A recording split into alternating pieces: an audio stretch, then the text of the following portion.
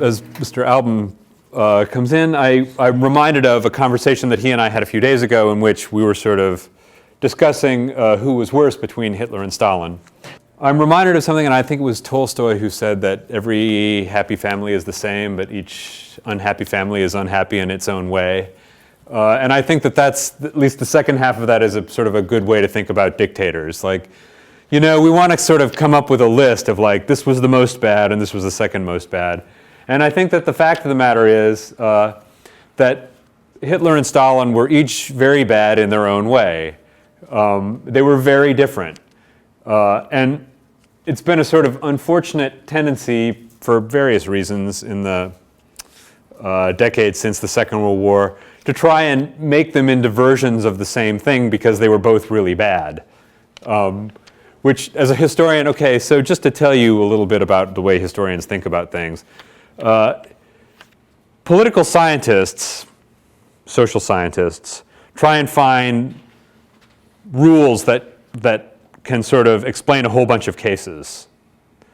Historians try and are more interested in the kind of individuality of particular cases, and this is how we differentiate ourselves from them. So political scientists, I think, are great. I know a lot of really smart political scientists, but they're always looking for a sort of covering explanation of everything. And my feeling is, let's let different things be different, because it doesn't make them any less bad. I mean, Stalin, and I'm just not going to lie, this is not like a spoiler for what comes later, Stalin is a bad person. And I think that, you know, he's viewed as kind of a less bad person because he managed to make it through, die in his bed, unlike Hitler, who Nazi Germany lost the war and then were forced to sort of render an account of what had happened, whereas that never quite happened with Stalin. It happened in a little bit of a way, but not in a way that has anything like the gravity of the crimes for which he was responsible. But I will just say that it was a really interesting experience sort of learning a bit more about him, because he, in a way, is the most, I always say, this guy I'm about to talk about is the most interesting figure. I learned sort of more about Stalin, I guess, than of any of the four, learned more things that I didn't know. One of the interesting things about the Kotkin book that I was talking about earlier is that he really sort of places Stalin in the broader context of Russian history, and I think that you really have to do that. Russia you know, at the time that Stalin was born in 1878, was ruled by the Romanov dynasty, who'd ruled since sometime in the 18th century. It was an autocratic state of the old style. Power came from God and went directly to the Tsar, and then to the aristocrats, of whom there were very many. It was a gigantic state. Mikhail Romanov became the first Tsar of the sort of area around Muscovy in 1613. Peter the Great establishes the Russian Empire, like vastly expanding from the sort of Muscovite base. The direct male heir lineage ended in 1742, and then you got Catherine the Great, who was the empress for about 5 years, I think. And then her son basically changed the succession laws to say that you couldn't have a female ruler.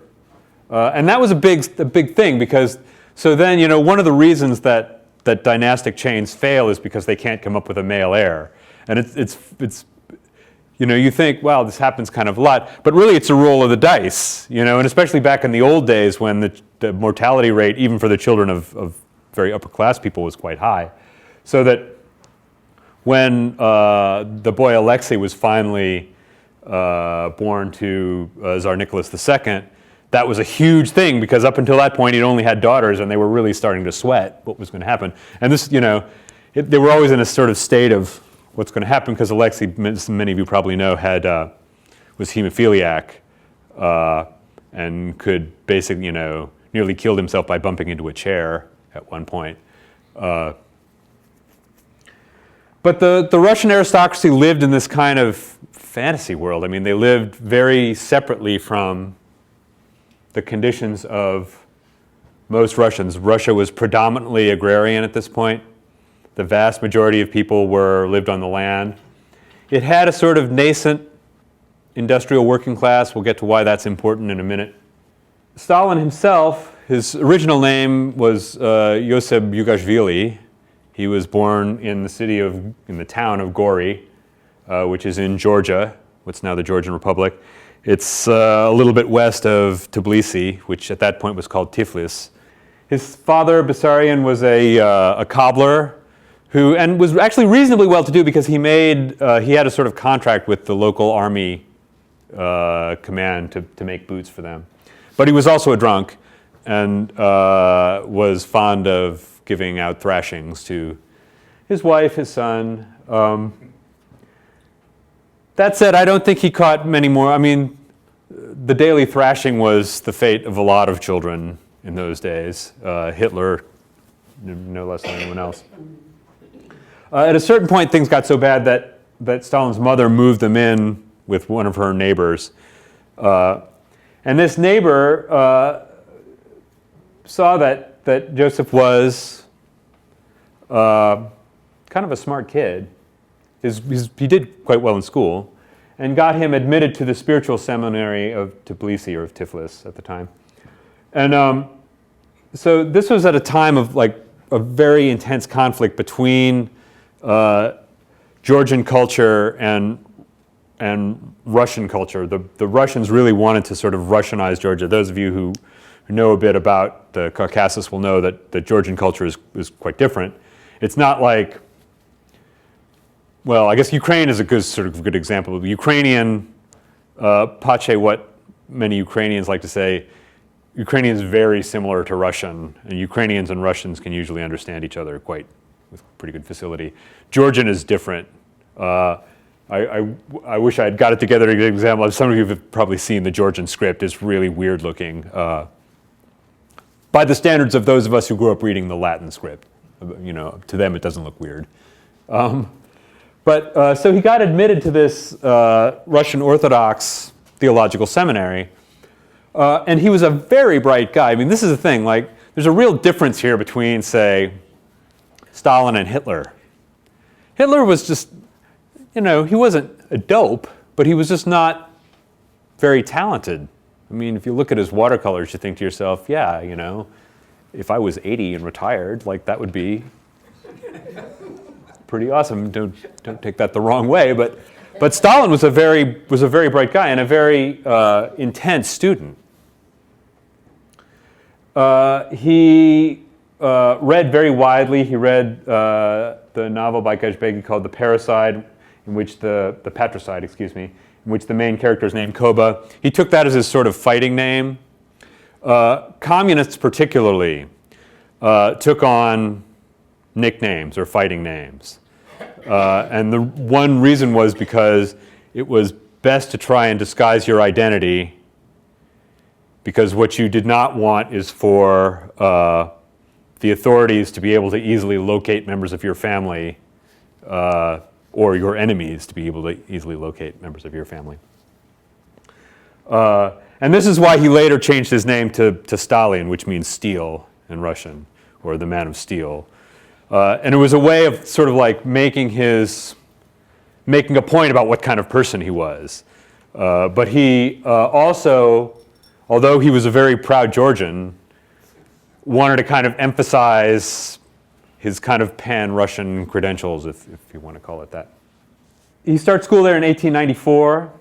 Fairly shortly after that, he reads Chernyshevsky's What Is to Be Done, which was written in the 1860s and is a sort of politically radical text. But he also reads Marx's Capital, which had fairly recently been translated into Russian.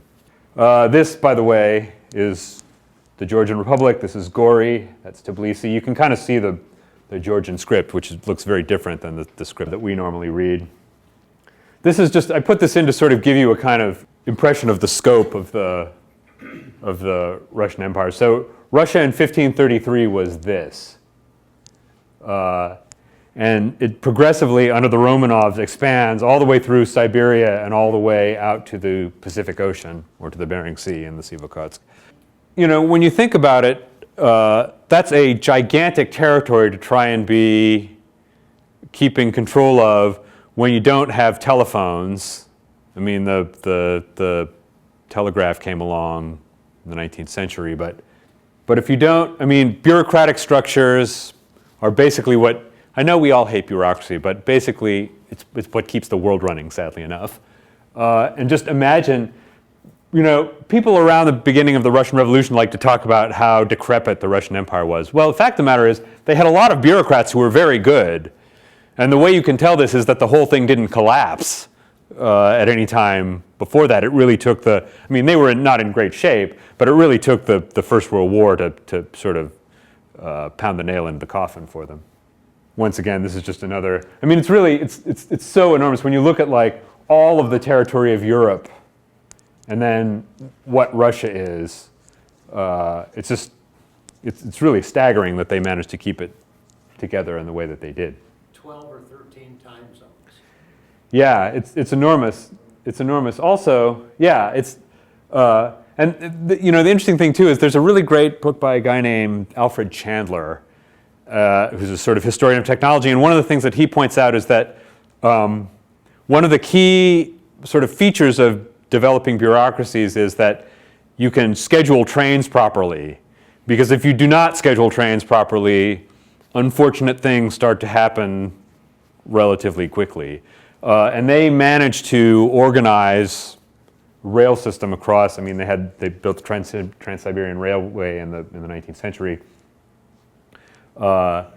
in such a way that, I mean, it wasn't sort of intensively developed in the way that the North American continent was, but it was pretty extensively developed given the area that they had to cover.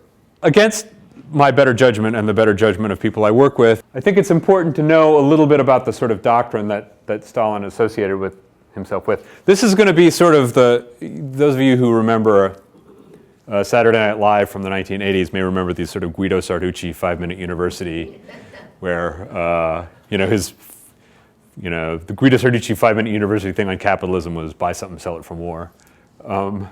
So this is just going to be sort of quick and dirty, like this is very complicated, and if you paw into it a little bit, you'll find that I'm like grossly simplifying a lot of things. But this is basically the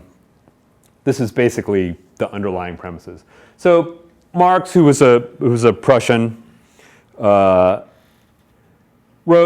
the Communist Manifesto in 1848 and Capital. He only ever published the first volume. Volumes 2 and 3, which almost nobody reads, were sort of put together by his partner, Friedrich Engels, from his notes after he died. But the central proposition of Marxist theory is basically this. So there's two kinds of people. There's people who own the means of production, and really he meant factory owners, and there are people who don't. And the people who don't, all they have to sell is their labor power. Now, of course, you know, you can say there's like, you know, the structure of an economy is very much more complicated, but what he was looking at, this sort of massive expansion of factory capitalism that was going on in the mid-19th century. And he basically thought that the sort of historical trend, if you looked at it, was that eventually the world would be broken down into the people who owned the factories and the people who didn't.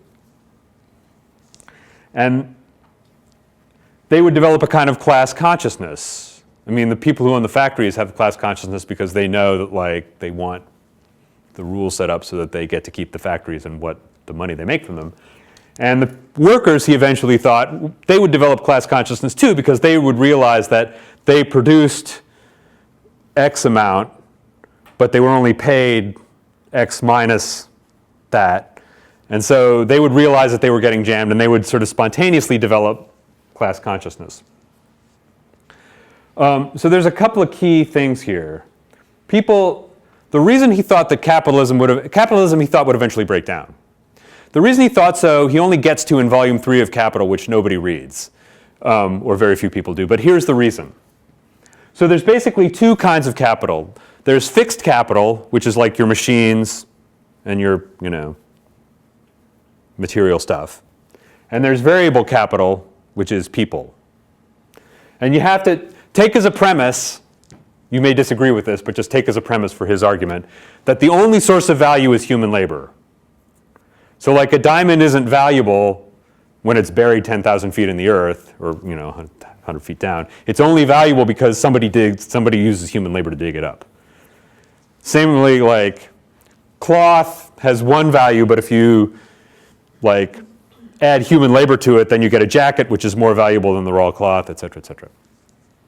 So basically what he thought was that as technology sort of developed, that an ever larger proportion, so basically the sort of, there's fixed capital and variable capital, and they exist in a ratio. So you spend part of your money on the fixed capital, part on the variable capital.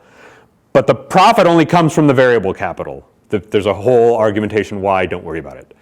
This is just why he thought this. But as technology sort of develops, the more, ever larger proportion is going to be spent on fixed capital. So you eventually buy more and more expensive equipment. And if you're in producing widgets, and your competitor gets the Widgetmatic 5000, right, you've got to get the Widgetmatic 5000 eventually, or you're going to get shot out of that line of production, right? So eventually, this is what he called the law of the tendency of the rate of profit to fall. So the smaller the proportion of variable capital, the smaller proportion of actual human labor that was going to be in the process, the smaller the rate of profit would be eventually. And eventually it would get so low that capitalism there would be sort of crises and the working class would take over.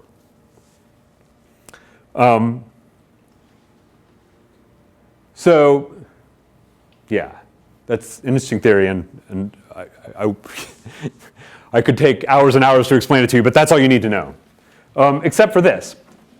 He wrote in a text called The Contribution to Critique of Political Economy, which he wrote in 1859, "No social order is ever destroyed before all the productive forces for which it is sufficient have been developed, and new superior relations of production never replace older ones before the material conditions for their existence have matured within the framework of the old society." So, why is this important? One economic formation of which capitalism is one, feudalism was the one before, never goes away until all the possibilities within it have been exhausted. And this is going to be important. Because if you're a communist, a Marxist in Russia in the 1890s and 1900, what is the number one problem that you have? If you think that the proletariat, the industrial working class, is the people who are going to take over society and move it forward, well, the industrial proletariat in Russia is like a minuscule part of the actual population. So you're kind of rowing against the current here. I mean, it's one thing if you're in Germany, which is very heavily industrialized. As a matter of fact, Marx thought that Germany or England was probably, maybe France, was probably where it was going to happen first, because because an ever larger proportion of the people, a very large proportion of the people at that point were industrial workers, and the proportion was going to go up. But in Russia, that's not really the case. So you've got a problem if you're a Marxist. You've got to come up with some way to explain, or you just got to wait it out and hope that your grandchildren or your great-grandchildren actually get to see the revolution after, 80 or 100 years of capitalist exploitation or whatever. So this is the problem of Russian Marxism, and this is the problem that Stalin sort of comes, and all the members of the Russian Social Democratic and Labor Party come up against. If what we think is going to happen is that the proletariat is going to rise up and take over, we don't really have one, right? This is like a big problem. And here we come to Leninism. Lenin, whose real name was Ulyanov, he took Lenin because it sounded like he came from the Lena River area, and there had been a fairly extensive workers' rebellion there in the gold mines of the Lena River region, because they were being exploited pretty savagely. I mean, they were being fed rotten meat, and eventually there was a pretty serious workers' rebellion there in the early '80s. Lenin writes a series of texts, and I'm not going to go into all the complexities, but there's two key ones here. One is, and I guess this is the sort of most serious thing, the working class will only ever get to trade union consciousness on its own. So what you need to have, like the working class in and of itself, even if it has class consciousness, will only get to sort of the trade union stage. They won't get to the revolutionary communist stage. So what needs to happen is you have to have a small, dedicated group of revolutionaries who are like aggressive enough and dedicated enough to push the working class into that sort of higher level, higher energy level. I mean, and this is a direct response, once again, to the sort of Russian conditions, right? So instead of waiting around for Russia to develop a fully developed proletariat, like Marx said you had to have, we're just going to get a small group of really dedicated professional revolutionaries together, and we're going to make it happen now. This is a terrible idea. I mean, Marx must have been rolling in his grave. I mean, this is a very not Marxist idea in a certain important sense. I mean, it uses the same terminology, and it's like based on the sort of proletariat taking over, but he fundamentally discounts what Marx said was the only way that capitalism was going to go. There wasn't, as far as Marx was concerned, there wasn't real capitalism in Russia, so you couldn't have a proletarian revolution there. But Lenin and his people say, well, no, we're going to jump the stage here. Like, we can have a proletarian revolution whenever we want one. You may think Marxism is a terrible idea,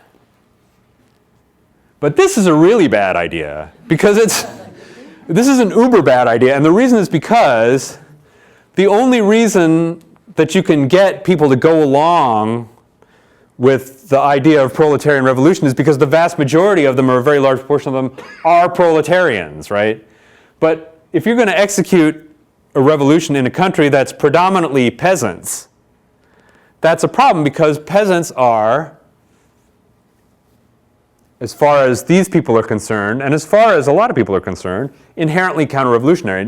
When Bismarck, the Chancellor of Germany, decided to give the vote to all adult males, his reasoning was, well, a very large proportion of the ones, this was in the 1870s, a very large proportion of these people are peasants, and we can count on the peasants to vote for king and country whenever we want them. So this was the idea. And what you get here is a situation in which there's one sort of thing going on in the urban centers and another thing going on in the sort of vast backcountry of all the peasants and stuff. And if you want a sort of kind of back of the envelope explanation of one of the sort of two major reasons why the Russian Revolution ended up with large piles of dead bodies, that's it. Because you have a large group of people who the government, the governing ideology, considers to be inherently enemies of the state. But you need them, right? Because otherwise, if you don't have people growing wheat or rye, nobody eats. So what you get is this very pernicious relationship between the communist, the revolutionary socialist government on the one hand and the peasants on the other, and it has progressively worse consequences. Iuashvili joined the the RSDLP around 1901. He doesn't have a membership card in the way that Hitler had for the NASDAP. He got to be pretty well known by the Okhrana. The Okhrana was the Tsarist secret police. It was often referred to as the Okranka. That's like, I read this, and anyone who knows Russian can correct me, but the Okranka makes it kind of diminutive because there was a sort of mild disrespect for them. But the fact of the matter is the Okhrana is the one institution of the Romanov state that really worked well. I mean, they were very efficient. And as ironically, too, because the Tsar really didn't like them very much. He thought they were kind of creepers and sneakers, and, what the Tsar wanted was a state where he was the king and everyone knew their place and everyone did what they were supposed to do. He didn't want to have secret policemen, peering in people's windows. But the fact of the matter is the Okhrana people were extremely good at what they did. And one of the things that they did was infiltrate the RSDLP pretty extensively. So that one sort of rumor that you'll read about every now and then, and it was current at the time, was that Stalin was a Okhrana fink. Which is not true. There's no evidence that this is true. As a matter of fact, we do know other people who were Okhrana spies, and there was one who was on the sort of central committee of the St. Petersburg Soviet. So that when there were a couple of occasions where Stalin got back into town and just immediately got arrested. And it was because there was this other guy who was just narking off, dropping dimes on everyone. But this is, any of you who've sort of followed what goes on in high security type situations like Northern Ireland is a perfect example of this. One technique that the security services will use is they don't have to flip you. They just have to make everybody think they flipped you, right? So they bring you in, they question you for a couple of days, they let you go, and then they let it be known on the streets that you gave up, And in Northern Ireland, this could have very lethal consequences because the IRA had a group called the Nutting Squad, whose job was to pick up people who were thought to be rats and to get them to convince to admit. And it didn't, once they picked you up, it didn't really matter whether you were or not. Eventually, you were going to cop to it. And this is kind of what went on with the Okhrana. And so it was a really effective way of sowing discord within this organization. All they had to do is just, oh yeah, that guy, we've had him flip for years. He eventually gets thrown out of the seminary. Not surprisingly, he had started to sort of have like socialist meetings in the seminary, which went down poorly. He got a job in the observatory, doing not much. So, I mean, I think he primarily got the job so he could read on the job. He started having socialist meetings. Eventually, he gets sent down to Batumi, where there's a big mining community. He starts agitating there. The Okhrana pick him up in 1902, and then in March of 1903, he gets sent to Siberia, which is where. So basically, there was a period in the 1880s and 90s when the general solution to the problem of political radicalism was lots of hangings under the Premier Stolypin. But later on, their idea was, well, we'll just ship you off to some cruddy village out in Siberia, and you can eat goat meat for 3 or 4 years. And it was pretty brutal because the weather out there is pretty nasty, and the conditions are very rudimentary. And sometimes they would make you work, but sometimes they just let you stew. And there's really nothing to do out there. I mean, and it's really, it had a sort of very pernicious effect on a lot of the people who got sent there. Stalin tried to escape, got caught, tried to escape again, dressed as a woman, nearly got frostbite. Eventually does escape, makes it back to Georgia, and then sort of hears about gets sent to the kind of, gets nominated as the sort of representative to the kind of, the main RSDLP conference, which is supposed to be in St. Petersburg. St. Petersburg or Petrograd was like the Romanov capital. This was before Moscow, or at a period when Moscow wasn't the capital. But he gets there and he meets Lenin's wife. He'd never met Lenin at that point. And she tells him, well, it's been moved to this city in Finland where they care about us less. At this point, the Grand Duchy of Finland was still under Russian control. And so he goes and he meets Lenin, who apparently makes a real impression on. Although Lenin didn't make a very good impression on him, Stalin later said that he didn't think Lenin was very impressive at all, that he was, kind of a chatterer and not very strong. But Lenin kept, after this, sort of appointing him to positions, to sort of central committee positions, because he saw in Stalin a guy who was very intelligent, a guy who was an indefatigable worker. I mean, the thing about Stalin was that he was not a lazy person at all. And a guy who had absolutely no scruples about getting things done. At a certain point, they were trying to sort of raise money for the cause. This is back in the sort of 1901, 1902, 1903. And he decides to have some of his guys stage a stage heist. So they attack the stage that's carrying a lot of money with guns and bombs. They end up killing like 40 people. And this was in a town called Yerevan. He got kind of in trouble for this. I mean, because that was a little much in those days, although later on killing 40 people is just the kind of thing that happens on a weekly basis. But But he really showed himself to be the kind of guy, and there's some talk you hear some people like, oh yeah, Stalin like engaged in these bank heists. But it's not like he was running into the bank yelling, stick 'em up, like he would have his people do it. But he was, that was basically the way that so when he went to Batumi, and later on when he went to Baku, the port in Azerbaijan, the big port city, which was at that point there was a big sort of inter-ethnic conflict going on between Azeris and Armenians. He sort of set up a gang that tried to keep the two fighting groups apart, and also pulled off a series of bank heists. I mean, because that's, you got to get your money somewhere, right? So, I mean, it's they asked, what's his name, the bank robber, like, why is it that you rob banks? And it's like, that's where Willie Sutton, that's where the money is, right? At this point, there was a sort of a growing kind of intercommunal civil war going on in Russia between increasingly radicalized groups. And these people, remember what are called the Black Hundreds. The Black Hundreds were intensely nationalist, intensely religious, intensely anti-Semitic. And one thing that the Black Hundreds were fond of doing, you can see they're holding up a picture of Tsar Nicholas there. They were responsible for a lot of the pogroms, a lot of the sort of attacks against Jews that went on in this period.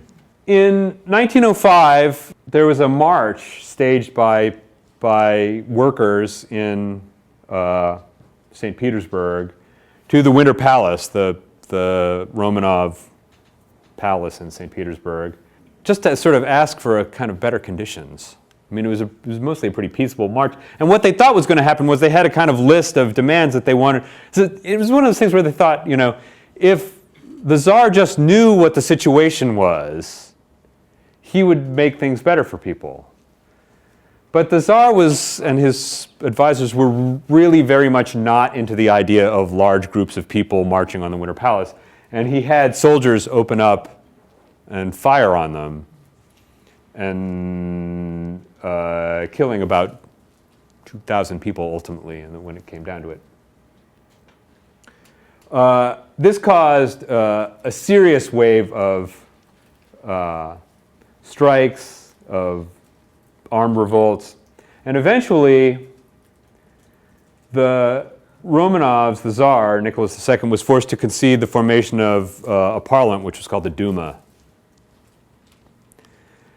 And the parliament, what he really wanted was for there to be a group that he could sort of run his laws by, who would just rubber stamp it and everyone would be quiet and they would go back to doing whatever it is they wanted to do.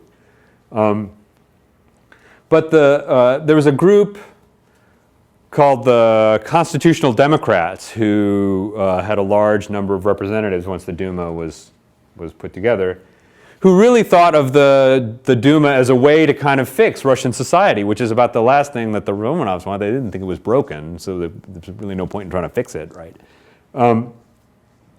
So there's a sort of low-grade conflict going on in Russia over the period of about a year before it becomes sort of clear that the Romanovs aren't really going to play ball. And so things kind of limp along for another 9 years until the outbreak of World War I. The outbreak of World War I is fabulously complicated. There's a book by Christopher Clark called The Sleepwalkers. It was written about 3 years ago now. I highly recommend it. It's a really entertaining book. The outbreak of the First World War, for a long time the sort of story was it was the fault of the Germans. I think pretty clearly everybody had a hand. I mean, you don't get a catastrophe quite that bad without a lot of people doing a lot of dumb things. Russia kind of gets sucked into it because, so what happens essentially in a nutshell is the Bosnian Serb radicals assassinate the Archduke Franz Ferdinand. The Austrians say, well, you've got to do these 10, I think they sent them a list of like 10 things that they had to do. And they were willing to do like 9 of them apparently, but the Austrians were really upset about it. As well they might be, I mean, this is not a surprise. Austria mobilizes on Serbia. Russia is, in fact, Serbia's ally, but they have no treaty of mutual defense. But the Russians mobilized to defend Serbia. The one great loser, by the way, of the First World War was Serbia. Proportionally, they sustained more casualties than anyone else. I don't quite want to say their fault, but they had such a big part in getting the whole thing going that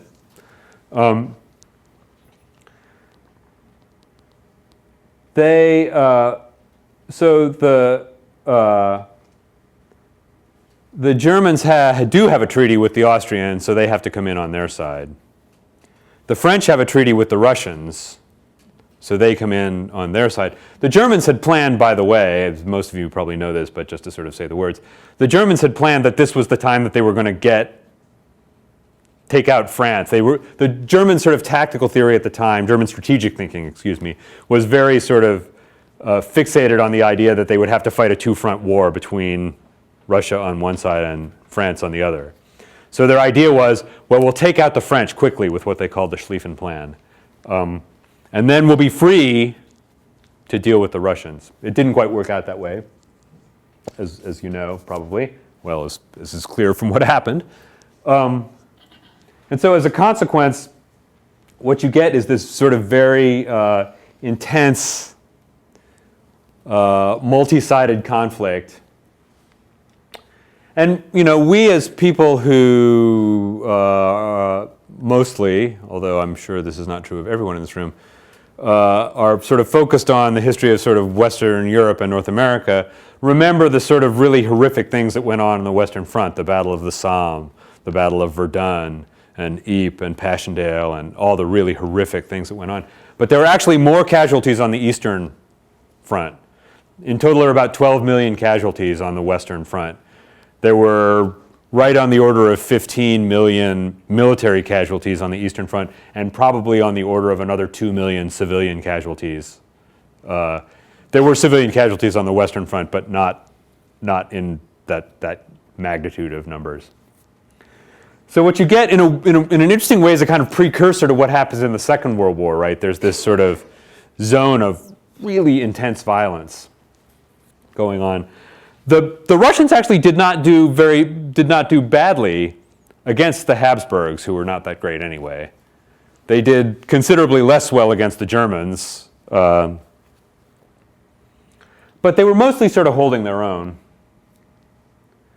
Now, the Germans knew that there was a fairly large number of Russian radical émigrés living in various places in Europe, especially Switzerland. Lenin had been living there for 10 or 12 years. Lenin, I think, after 1900, only spent about 2 years in Russia between then and when the revolution broke out. And so the clever people in the German War Office are trying to sort of figure out ways that they can get around. What they're really trying to do is sort of simplify the equation for themselves, right? So they now on the Western Front have this problem, the British and the French. And what they want to do is get the Russians sort of out of the war. Well, things start to break down, especially in the spring of 1917, because you start to get mutinies in the Russian army. The Russians didn't have the industrial capacity to fight a full mobilization war in the way that the other European powers did. And you start to get rioting in St. Petersburg and the formation of these very radical groups. So the RSDLP had split into two segments, the Bolsheviks and the Mensheviks. The Bolsheviks were led by Lenin. Bolshevik means majority, Menshevik means minority. And the funny thing is that at the conference where this happened, where there were about 56 people in total, what had happened was they had gotten into an argument about how they were going to organize Iskra, their newspaper. And the Bolsheviks had sort of won the argument, had come out ahead in the vote, so they called themselves the majority, even though in fact they were the minority on practically everything else that happened at that conference, strangely enough. The Bolsheviks under Lenin tended to be more radical, and Stalin sided with them. The Mensheviks thought, well, we've got to let capitalism develop in Russia, right? Why? Because that's what Marx says we have to do, right? We can't have a revolution till we have a sort of numerous industrial proletariat, which we haven't got now. I mean, there's like 170 million people in Russia, but there's only, the proletariat is probably like, you know, a million or more, like not a gigantic proportion of the population. Things come to such a pass finally that Nicholas, who really I think was tired of the whole thing, is sort of convinced to abdicate in favor of his brother in March of 1917. And while things are going along in this way, the Germans think to themselves, could we add to this situation that would make it better for us? How about Lenin? So they get this sealed train, and they get Lenin and about 15 or 20 other Mensheviks and Bolsheviks, and they stock them up with some cash, and they just send them to St. Petersburg. They run the train all the way to the Finland station in St. Petersburg. And I mean, it's a psychotically brilliant plan. I mean, when you think about it, like the Russian government is about to collapse. What's better for us than shipping a bunch of communists in there? I mean, now, later on, it turns out to go kind of badly for them down the road. But this is actually a really brilliant, you know, approach, because what happens eventually is, so during the summer, the Russian army decides to sort of stage this major offensive, which they had agreed with the Western allies that they were going to do, but it was a terrible idea. They made some headway against the Habsburg forces, but they made no headway at all against the Germans, and then the Germans counterattacked. Things got worse and worse.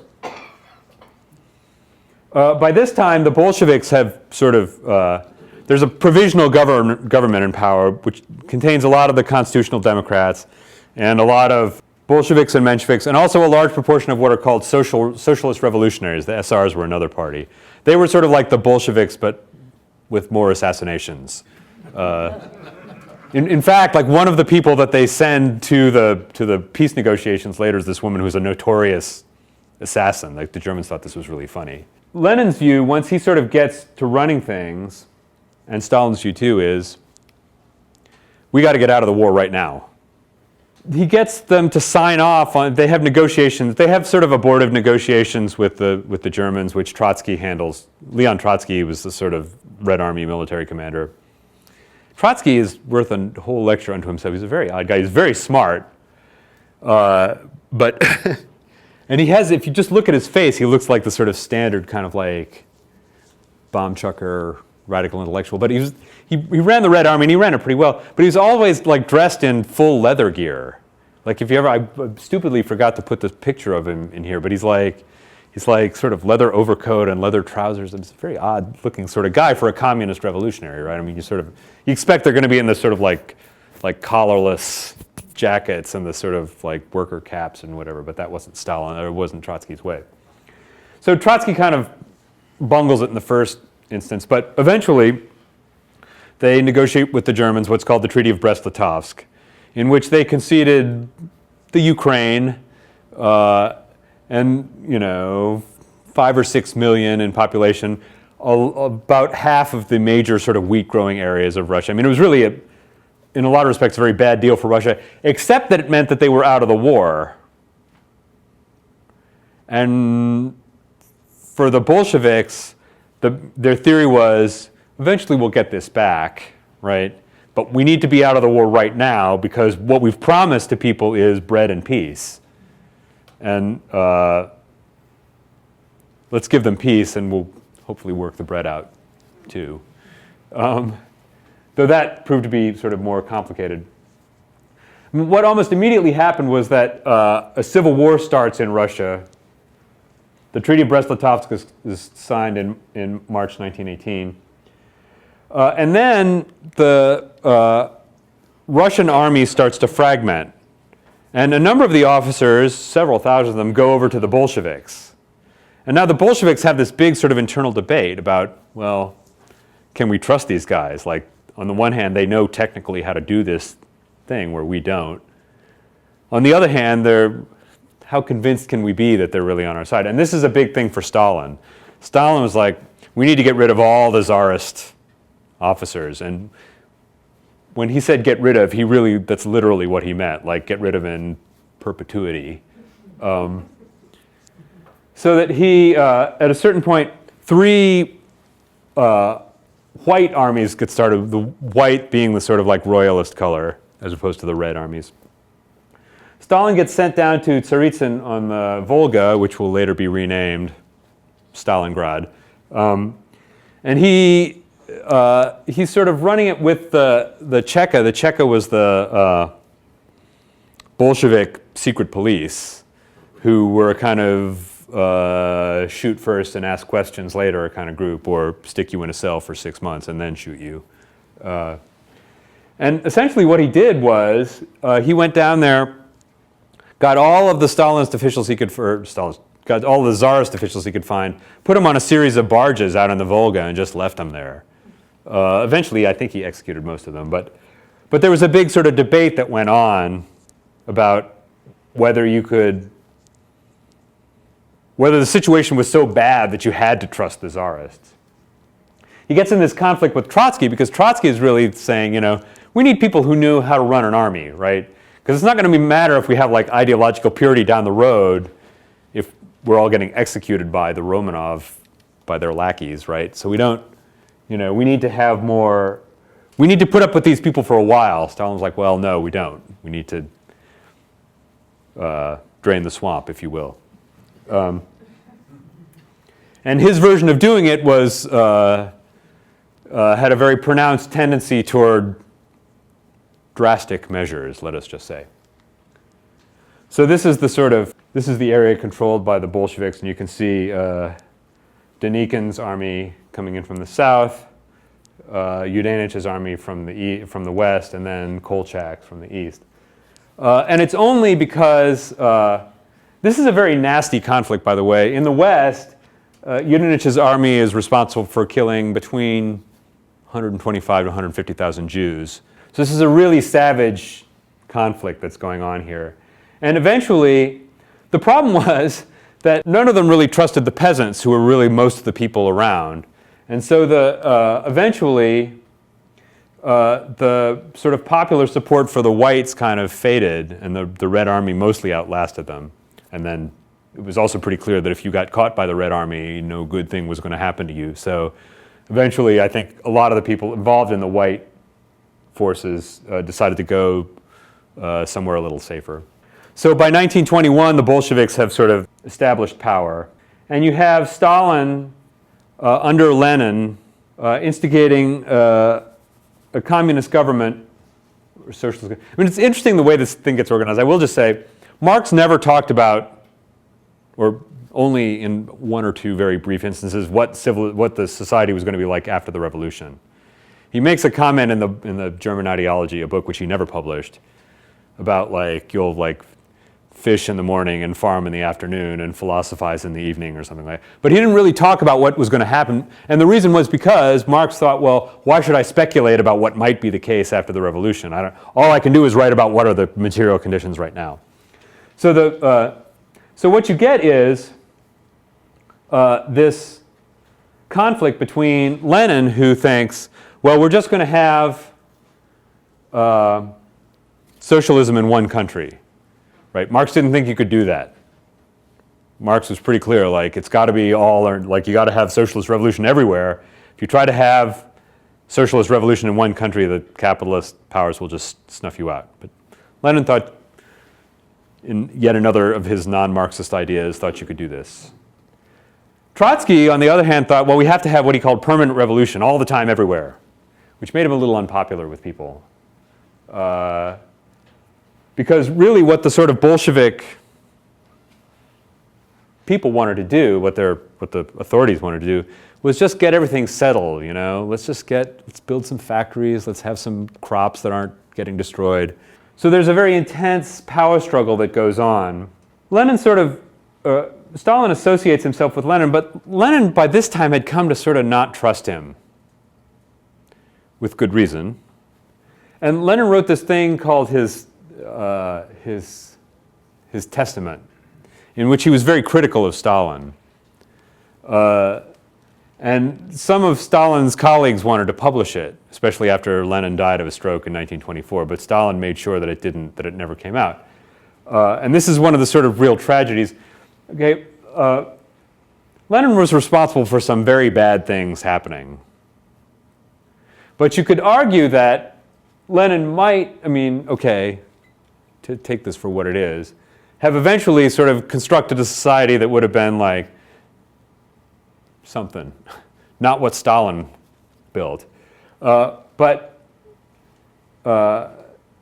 mean, because Lenin had this idea like we can have a sort of like peaceable society with justice. Stalin less convinced about that idea. And in any case, what you have at this time is sort of the nascent kind of Soviet Union being ostracized by the capitalist countries. And why not? I mean, that's, you know, if you're a capitalist country, you think to yourself, well, I may be on the fence about some other developments in the world, but the outbreak of communism I'm definitely against. So what happens is that Lenin institutes what's called the New Economic Plan, and the idea is we're going to have kind of we're going to have a kind of hybrid between capitalism and communism. We're going to allow some sort of private enterprise. We're going to allow the peasants who've like seized land from the wealthy landowners to farm it for their own benefit. What we're going to do is we're going to try and develop our industrial base so that eventually we can sort of be stable and self-supporting and whatever. This turns into kind of a problem because the peasants, I mean, Lenin is not like entirely wrong about the peasants being counter-revolutionary. Like what they really want is to become like richer peasants. Most of them are not really committed to the idea of socialist revolution. What they want is more land. So there's a constant and intense conflict going on between the industrialized cities and the peasant-controlled areas. What happens after Lenin dies in January of 1924 is a sort of rolling struggle between Trotsky and some of the people around him and Stalin along with Kamenev and Zinoviev. Lenin dies, and pretty quickly thereafter they start to get rid of the New Economic Plan. And their idea then is we're just going to have rapid, hardcore industrialization, and we're going to like do whatever else to the rest of society to make this work. One of the things they do is create a system of prisons, what's called the Gulag system, which is incredibly extensive. It starts in about 1923, runs until the 70s. Any of you who are interested in reading about this, Solzhenitsyn's The Gulag Archipelago is a long book and very depressing, but really good. Also, Anne Applebaum, an American journalist, wrote a history of the Gulag system that's much more readable, although also very long, but definitely worth reading. By 1929, Stalin has managed to assert control over the Communist Party. They institute a policy of what's called forced collectivization in the agricultural lands, and that's exactly what it sounds like. You're not now going to have like individual ownership of farms, you're going to have collective ownership of farms. And basically, the government is going to decide like how much food stays there and how much goes to somewhere else. They institute what's called the law of spikelets, which basically means that you're not allowed to glean in the fields. Does everyone understand? So like if you're hungry, like you used to be able to go out into the fields and pick the wheat that was left after the harvest. But the government was very serious about making sure that that they got all the wheat and then decided where it went. And they also, because even in the early part of when this was going on, like it started to cause serious hunger problems. They institute a law of internal passports so that you had to apply to the government to go from place to place, and that lasted basically as long as the Soviet Union lasted. What you get is a horrific famine. There had been famines in Russia before. The worst killed probably between 400,000 and 600,000 people, which is a lot. But the famine, it was especially in the Ukraine, but all down the Volga river system and further into southern Russia. The number of deaths, hard to specify, but between 5.5 and 6.5 million people. And I didn't put any of the pictures from it. If you're interested, you can find them on the internet, but it's just horrific. People dying of starvation, people dying of cholera, typhus, the whole range of the ills that human beings are afflicted with. Stalin fundamentally wasn't exactly planned. He could pretty much have predicted it would happen, and he wasn't really worried while it was happening. Because why? Because the peasants are counter-revolutionary. And they need to be disciplined. And they need to understand who's in control. And so he was willing to allow this horrific series of events to take place. And, this is, we look at Stalin like, I was saying earlier, like, one of the sort of depressing things about reading about this is like, people start to get killed, and then you see the number, and then you start to add 1 0 and then 2 zeros, and then, when you get up to 6 zeros, that's impressively horrific. Just a sort of interesting sidelight, Animal Farm, Orwell's 1945 Animal Farm, was written basically sort of on the basis of Gareth Jones's reports that the British journalist reports of what he saw, and I heartily recommend reading both Animal Farm and 1984. Animal Farm is funny. Orwell was a socialist, and he fought in the Spanish Civil War, but he hated communism.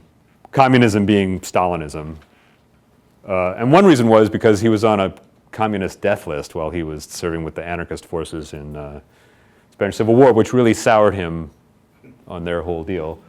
But Animal Farm, if you haven't read it, this is one of the great books of the 20th century. The animals take over the farm. The leadership is pigs. This was not coincidental by any stretch of the imagination. Orwell knew very well what he was doing when he made the leaders pigs. But it's really funny, but it's also incredibly sad because it's, the animals take over the farm with these sort of great hopes, and then it all goes down the drain. So this is a sort of map of the sort of more severe parts of. It's referred in the Ukraine, referred to as the Holodomor, but you can see it went all the way down into Georgia, into Azerbaijan, and just an incredible human tragedy, which was mostly ignored at the time. Stalin became convinced that everyone was out to get him. The governor of the Ukraine, whose name was Kirov, I believe, was assassinated, and that really convinced him that there was a serious plot. So he basically decided to, he had Genrikh Yagoda, who was the head of the NKVD, which is the precursor to the KGB, just start investigating. And there was an incredible bloodletting. I mean, really, this is a sort of my reader's advisory point here. There's a book by Viktor Kravchenko called I Chose Freedom. Kravchenko was an engineer who eventually defected, I think, in 1945.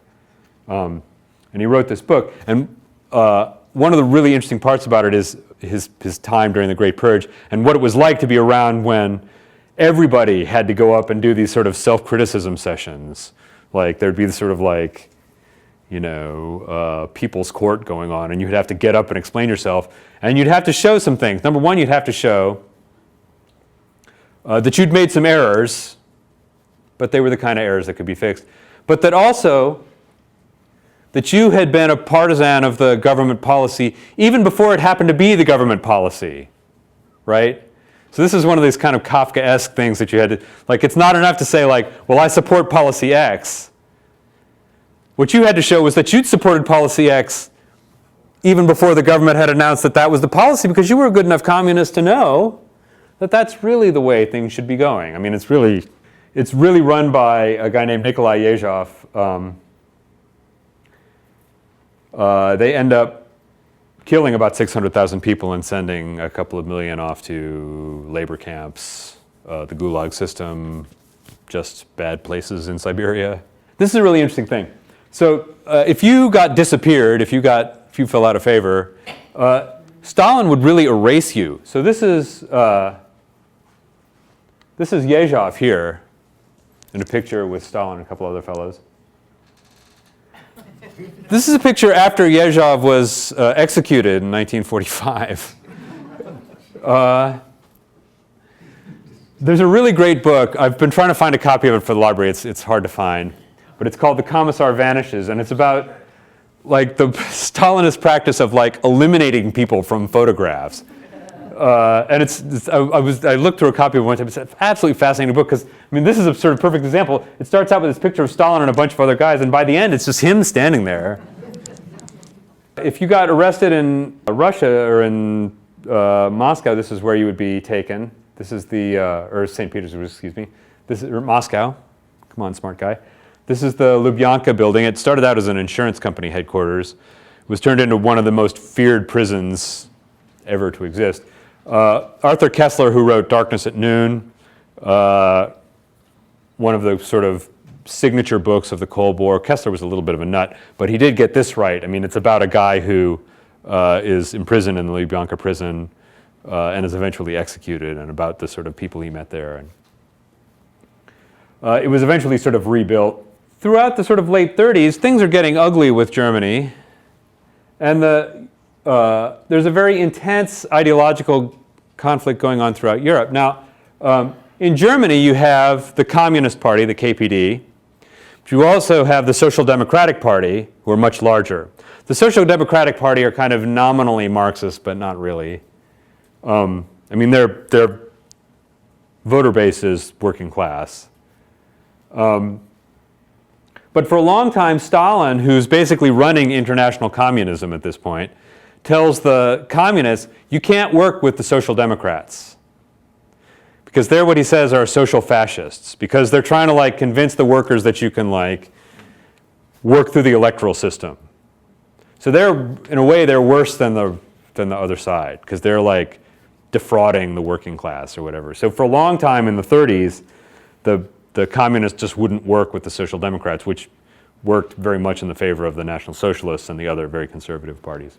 Stalin, it's unclear, and even from, I can't wait until the sort of second volume of this comes out for the explanation. So I've never really read a very convincing explanation of why it was that he thought that signing this mutual non-aggression treaty, the Molotov-Ribbentrop Pact in August 1939, was going to be a long-term solution to the problem, because you didn't have to read very much of what Hitler wrote to know that he thought that the number one problem in the world was Judeo-Bolshevism, of which Stalin's Russia was the leading proponent.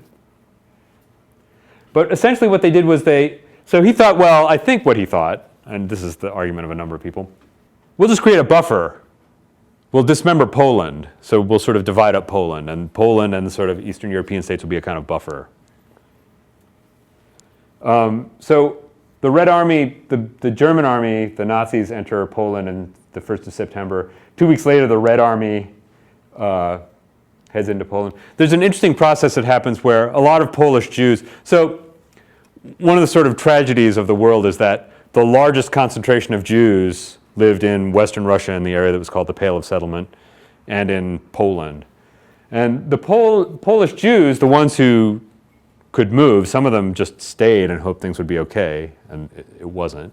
But the ones who could move, a lot of them went to the Red Army, went to the Russians. And this became the sort of basis of a kind of myth that that the Red Army, that the Jews like systematically supported the NKVD, which is just not true. There's no evidence of that. But like, whatever else you can say about Stalinism, it's nominally a universalist idea, right? Like anybody, theoretically, can be a good communist. Whereas for Nazism, if you're a Jew, there's no way you can be a good German, right? Now, in practice, we all know in communism, it didn't work that way. But a lot of them thought to themselves, well, at least I'm not going to get murdered for being a Jew. And when you're in that kind of situation, you're making these choices that, what can you do? A lot of them, a certain amount of them did. The Red Army massacred about 22,000 Polish army officers in the Caton Forest. Then they tried to blame it on the Nazis.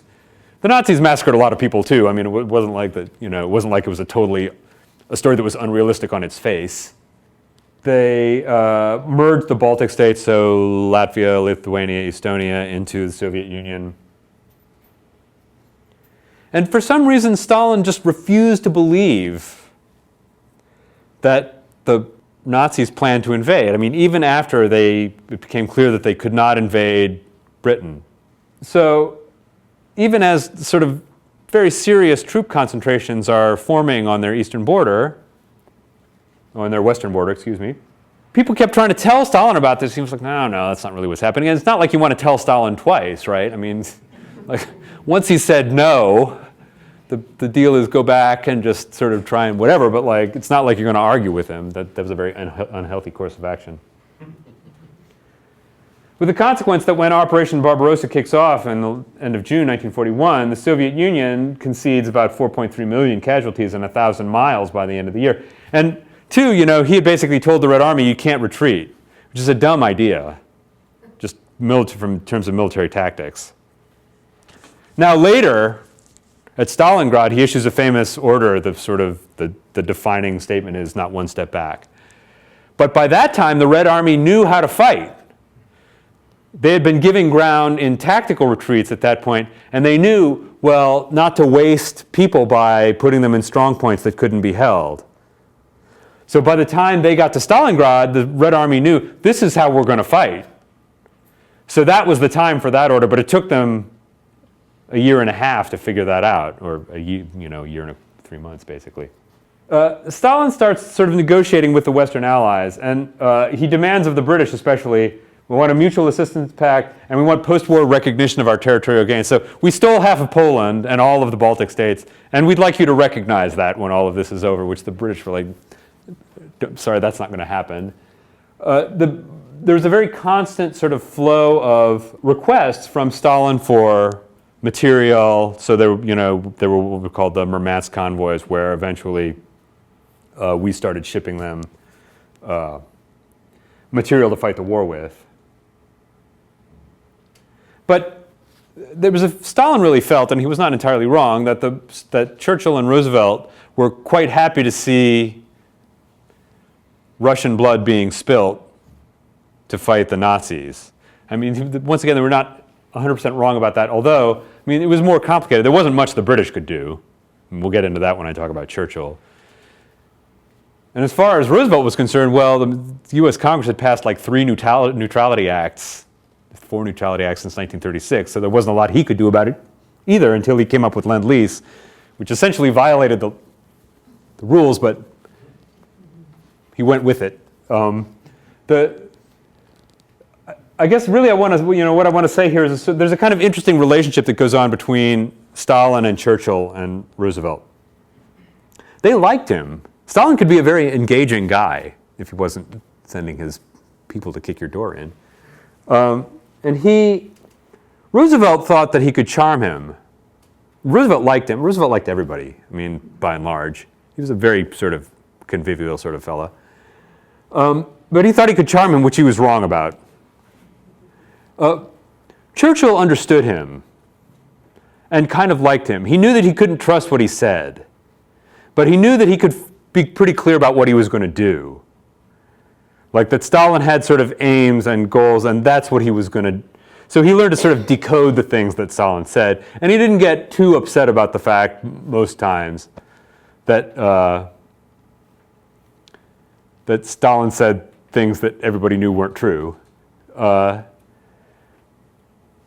Eventually, I want to read you this passage. This is from The Last Lion, which is a really great William Manchester's absolutely fabulous biography of Winston Churchill. This is the 3rd volume. Once again, I'm sorry I keep recommending these gigantic books to you. This one we have in audio. I listened to this and the e-audiobook as well, too. I listened to it in my car over the course of about a month. But this is from the Tehran Conference, and I think it's really a fascinating exchange. Late one evening in Tehran, Churchill told Stalin, "I believe that God is on our side. At least I have done my best to make him a faithful ally." Stalin grinned and replied, "And the devil is on my side." Because, of course, everyone knows the devil is a communist, and God, no doubt, is a good conservative. That was Churchill playing the straight man to Stalin. He did so again when, as told by Jan Smuts, who was the head of South Africa, he did so again when, as told by Jan Smuts, he suggested that the Pope might play some role in securing the peace. The Pope, Stalin replied thoughtfully. The Pope. How many divisions has he? This is a perfect illustration of Stalin, because really, he let you know what he cared about, right? The Pope was fine. The Pope could say what he wanted, he could do whatever. But if you, Stalin had 200 divisions. And so to register on his scale of forces, you had to have something that was going to compete with 200 divisions, right? And there's something like, I don't know, maybe this is some sort of Stockholm syndrome. I've been reading too much about Stalin, but I find the guy he's horrible, but he's also fascinatingly likable. I mean, it's just, and let me just say in all seriousness, I 100% do not mean to excuse his horrific crimes when I say this. I say this more as a joke than anything else. But he could be a very engaging guy, and I do think that both Roosevelt and Stalin liked him in a certain sense. You just read the books and tell me if I'm wrong. The Tehran Conference in 1943 happened sort of at the turn of the tide. This is after Stalingrad has happened. The Battle of Kursk, the greatest tank battle ever fought. At Tehran, so there's an interesting thing, they kept wanting to have these conferences, but Stalin absolutely 100% would not fly. There's a really funny, sort of really interesting Soviet propaganda film about this soldier who goes through all these trials and tribulations, and in the end he finds his sweetheart again. They're in the sort of ruins of Berlin, and Stalin's plane flies into the airport. Stalin climbs out of the, comes down the jetway and or the gangplank and congratulates them. And it's funny because it's completely made up, because Stalin 100% would not get in an airplane. So this is why they ended up meeting first at Tehran and then later at Yalta in the Crimean. At Tehran, they agreed to support Yugoslav partisans, which was a bit contentious because the main group of Yugoslav partisans was run by Tito, who was an avowed communist. He finally got a serious commitment for Operation Overlord. He'd been begging for some sort of second front to be opened up. And there was North Africa. He was like, well, what do I care about that? And then there was Italy, and it was like, well, you guys are stuck in the bottom of Italy for months now. How many divisions are you actually?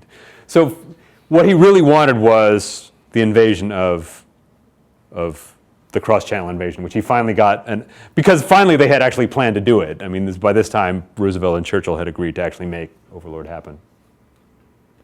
And they got Turkey to break off relations with Germany.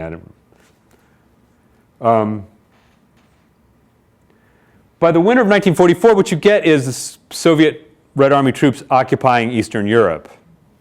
And this starts, Roosevelt thinks that he can sort of negotiate his way out of this. Churchill understands that he kind of can't. A lot of the there's a really great section in Gabriel Kolko's book, which I can't quite remember, it's The Politics of War, about the Polish government in exile who were really shouty and sort of demanding. And Churchill finally had to tell them, look, this is what the situation is going to be in Poland. The Russians are going to be running it. So you can make your peace with them or whatever, but there's not really very much I can do with you, so stop bothering me. Once again, at Yalta in 1945, by that time, even Stalin noticed that Roosevelt didn't look very good, and he had a blood pressure of 240 or something like that. So, but this is really where the sort of plans for the final end come around. They agree they're going to demand unconditional surrender. Germans will be compelled to do forced labor in reparations. The Polish border is going to be, well, I'll show you a map. It gets really interesting. Roosevelt gets Stalin to agree to participate in the UN. The USSR declares war on Japan. They're going to have trials for Nazi war criminals. And the idea is that they're going to dismember Germany. So there's several plans. This is Churchill's plan. There'll be sort of 3 German states. This is Roosevelt's plan, that they break it up into sort of individual German states. And this is the Morgenthau plan. The Morgenthau plan, the idea was that Germany wouldn't be allowed to have any heavy industry. They eventually decided that was a bad idea. And the reason was, when I say that, I mean the Western Allies, because they pretty quickly realized we're going to need a buffer between us and, we're going to need everybody to get on the anti-communist side. By the middle of 1943, the end of 1943, it becomes clear that the West is, the Allies are going to win the war. So even at that point, like, Allied governments are thinking, well, the next problem is what? Communism. I mean, they're not wrong about this either. So what you get is this division of Germany into zones. The French get a zone, we get this sort of zone, the British get the zone that has the north. The Russians get this zone, and then there's this sort of like hiving off. So the idea is, I'll show you a better picture of this actually. The Russians are going to keep this part of Poland. But Stalin basically just says, I mean, he has this sort of late night negotiation with Churchill, but basically he says, this is what's going to happen. And the way the Poles are going to get paid back is they're going to get this part of Germany along what's called the Oder-Neisse line.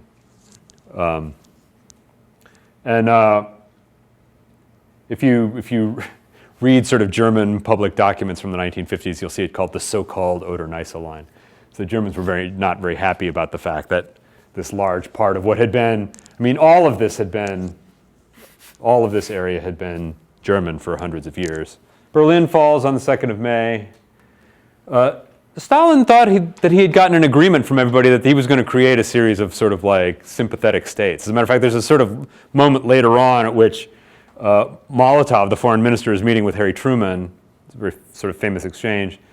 And Truman sort of calls him to account for, you know, making some statements about what was going on in Eastern Europe, which were not true. And Truman finally calls him a liar. And Molotov says, well, no one's ever called me that before. And Truman says, well, if you don't lie anymore, no one ever will again. But the Russians were a little taken aback by this because they thought that the deal was, we're going to create sympathetic states in the Eastern Bloc, and you guys are going to create sympathetic states in France and Greece and Italy and what have you. That's how we're playing the game, right? I mean, I think they legitimately thought that that was what the agreement had been. And it was sort of later on when, you know, the Western governments were more sort of alive to the threat of international communism.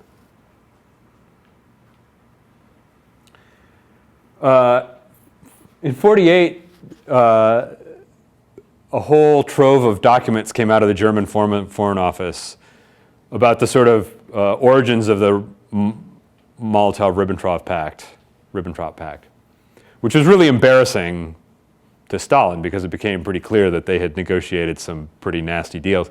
So, especially with dismembering Poland, I think that was the big thing that was seen as being very ugly. So Stalin publishes this book called Falsifiers of History. Basically his argument was like, well, the United States let the war start. So, I mean, it's a little sort of deflection type thing. 1952 and 53, he becomes convinced that a number of doctors who, not coincidentally, were also Jews. Stalin was a real anti-Semite, just for the record. There are a number of doctors, ironically, given what the notional ideology of communism is supposed to be, although once again, like, theory and practice diverged pretty seriously, had been involved in a plot to poison various Soviet officials, and there was going to be a serious purge. I mean, there was some very ugly things were in the offing. But fortunately, and a lot of people got arrested, but before things get too far out of hand, Stalin had a stroke and died in March 1954. And the sort of postscript here is that on the 25th of February 1956, at the 20th Party Congress of the Communist Party of the Soviet Union, Nikita Khrushchev delivered a speech called On the Cult of Personality and Its Consequences, which is also referred to as the secret speech because he didn't deliver it in an open session. And even communist parties around Europe only sort of later found out what was said, in which he basically said, Stalin started the cult of personality, he did lots of things that were wrong, we're disavowing Stalinism now. Didn't mean things got, you know, it was like warm fuzzies in the Soviet Union, but after 1956, the Soviet Union was different. I mean, they didn't have like huge bloodlettings in the way that they, now, lots of people got sent to nasty prisons. Lots of people got sent to insane asylums. Like one of their sort of favorite tactics later on was to have you declared insane. dope you up and send you to some place to get fixed. But the sort of, one thing I do, I'll give you an example of the kind of change in tone, and this is something, so my doctorate in history involved a lot of study of East Germany. And if you ever go to Berlin, I recommend that you go to the former Stasi central prison. It's in a part of town called Hohenschönhausen. It's a little hard to get to, but there's a central part called the submarine that the Soviets built, and it has some very nasty rooms in it, including one that was all black and had like strips of hardened rubber along the wall. And they would just stick you in there and put about that much water in there and just leave you in there for a few days until you developed a better attitude. Because it was impossible to get any kind of comfortable. Also, there was another cell where the ceiling was about that high. But after 1956, when also they were trying to get, East Germany was trying to get into the UN, the tone and tenor really changed. They tried to move away from physical abuse to emotional abuse. So they would go, if you were a mother and they wanted you to, you've probably heard this sort of statistics that at the high point, about 5% of the population were snitching on the other 95% of the population in East Germany.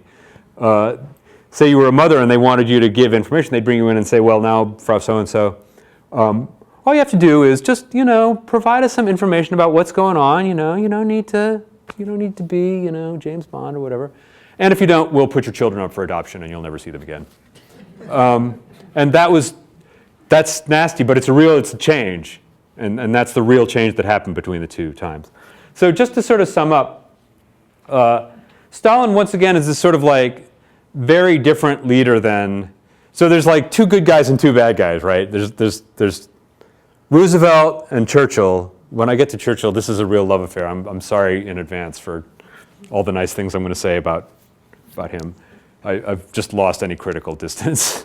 But, and two bad guys, like Hitler. Hitler basically like is the form of the bad guy. Like this, I don't want to get into modern politics, but I will say that, it's startling to see guys walking around with Nazi flags, right? I mean, because like, I'm sure most of you had relatives. My grandfather spent a couple of years reducing Nazis to fist-sized globs. And, for him to see like people walking around with a Nazi flag, whatever you think about the sort of politics of that country, that's a startling thing to see, right? Because Hitler, like, if you want to go with definitively bad, compare someone to Hitler. One of these, I think I meant to do this and didn't do it in the Hitler talk, but like, if you go on the internet, you can find everybody compared to Hitler. Obama is Hitler, Hillary Clinton is Hitler, John Kasich is Hitler, Donald Trump is Hitler. Stalin got kind of off a little better, and the reason was because he died in his bed. There was never a sort of like Truth and Reconciliation Commission. There was never a series of trials in the way there was at the end of the Third Reich. He was also on the winning side. Well, you're exactly right, and the winners write the history. It took a lot longer. I mean, it's very interesting the way that our knowledge of what went on has changed dramatically in the last 20 years because the Soviet archives are open now in a way that they never were before. And so we found out about things that went on that we just never knew. I mean, Anne Applebaum couldn't have written the book about the Gulag that she wrote 10 years ago, 10 years before that, because you just would not have been allowed in the Soviet archives to see that stuff. So, Stalin, I think, is a really interesting case. The guy is, people want to say he's crazy. You hear people say, Stalin was like a nut. He's a little paranoid, but I mean, you would be too if you were in that position. But he's just a bad person. And I think that we ought to be comfortable. Like, it's too easy to let people off to say, oh, they're crazy, right?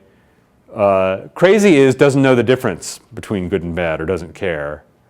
But there's just some people in this world who are bad people. And I think that if you want to draw a conclusion about Stalin and what kind of, takeaway about him or lesson about him or whatever, the one to take, I'm pretty convinced, is just that he was a bad person.